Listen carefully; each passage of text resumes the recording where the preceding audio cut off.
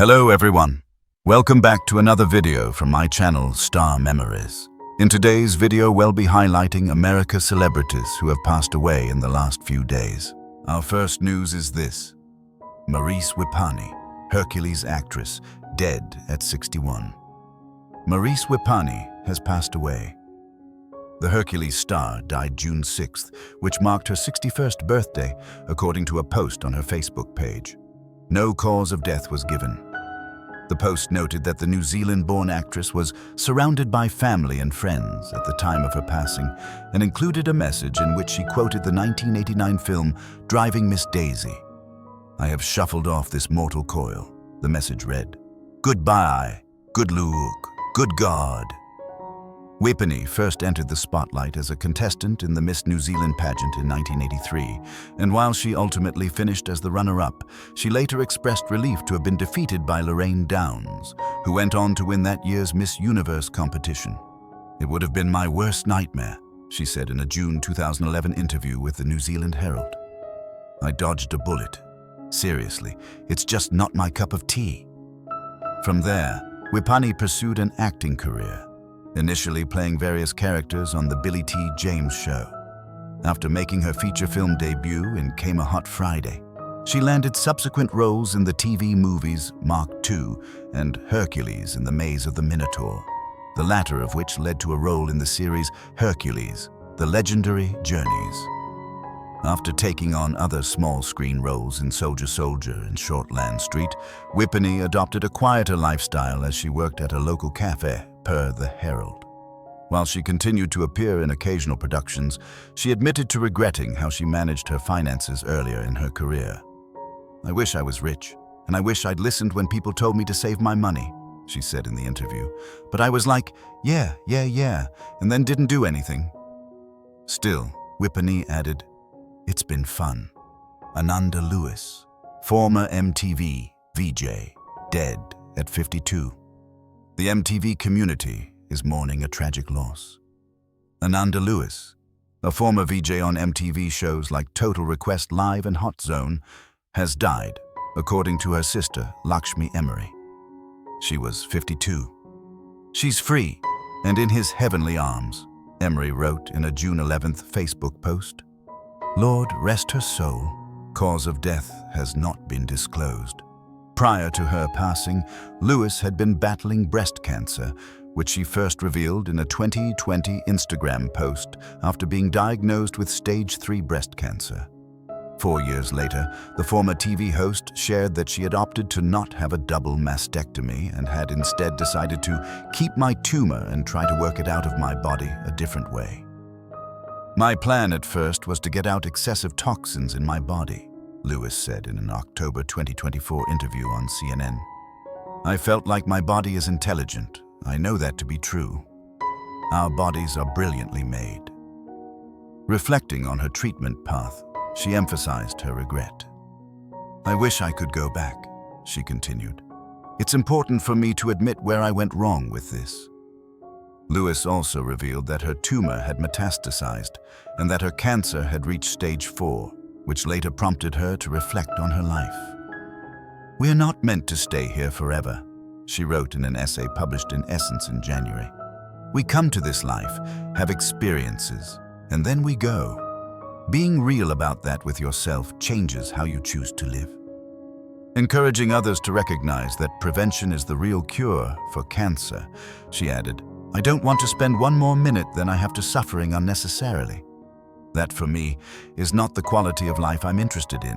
When it's time for me to go, I want to be able to look back on my life and say, I did that exactly how I wanted to." Lewis is survived by her son Langston, 14, whom she shared with Will Smith's brother, Harry Smith. TikToker Joshua Blackledge's cause of death revealed at 16. Content warning.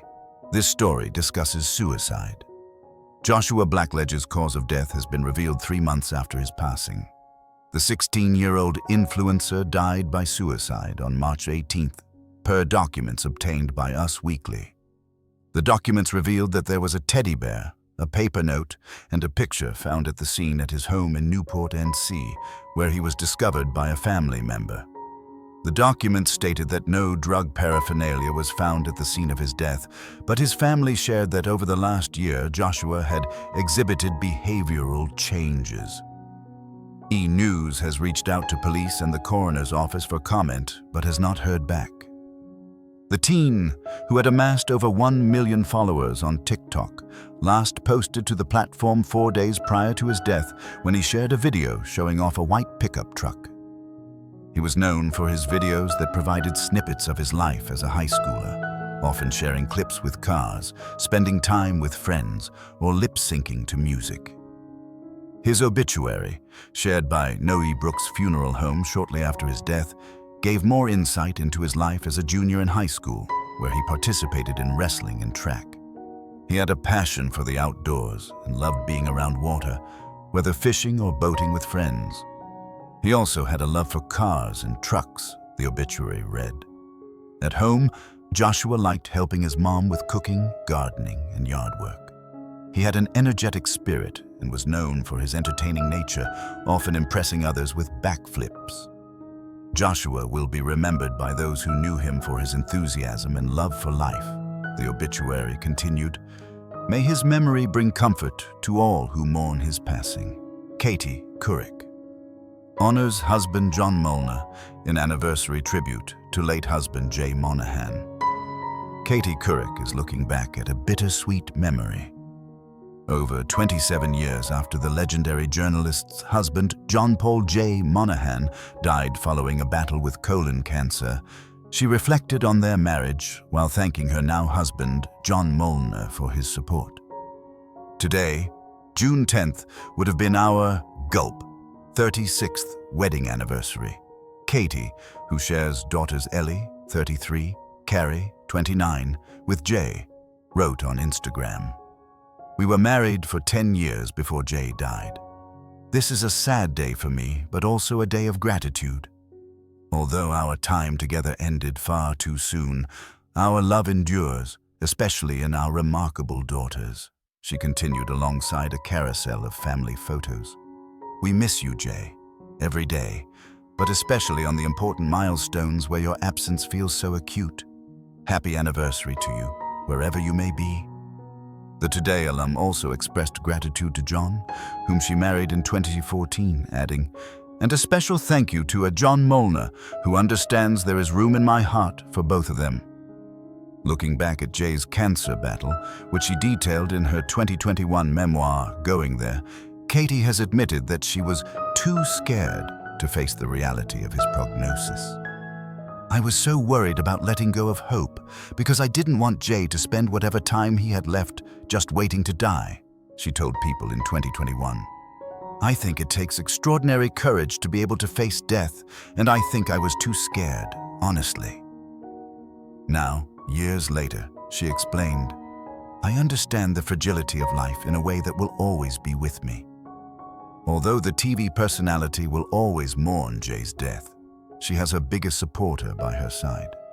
After all, John knew he had found his happily ever after with Katie. "I was single for years before I met Katie, and I was starting to think about what I might look for in someone if I were going to get remarried," he told Katie Couric Media in 2021. "I wanted somebody who had their own activities, their own passions, whether that meant she was a lawyer or a doctor or a stamp collector. So be careful what you wish for, I guess," he teased. Katie's had a big life. "That didn't intimidate me, but it fascinated me and I enjoyed it. She loves doing what she's doing and she's good at it, so I'm lucky." Read on for a closer look at Katie's life in her memoir. Ahead of the book's release, no revelation in Going There was called out more for being journalistically suspect than Katie Couric's admission that she edited out a comment Ruth Bader Ginsburg made to her during a 2016 interview for Yahoo Global News. Asked about NFL players kneeling during the national anthem to protest police brutality against black people, the late Associate Supreme Court Justice called the move really dumb of them. "Like flag burning, which is protected free speech, I think it's a terrible thing to do," Ginsburg said. "But I wouldn't lock a person up for doing it.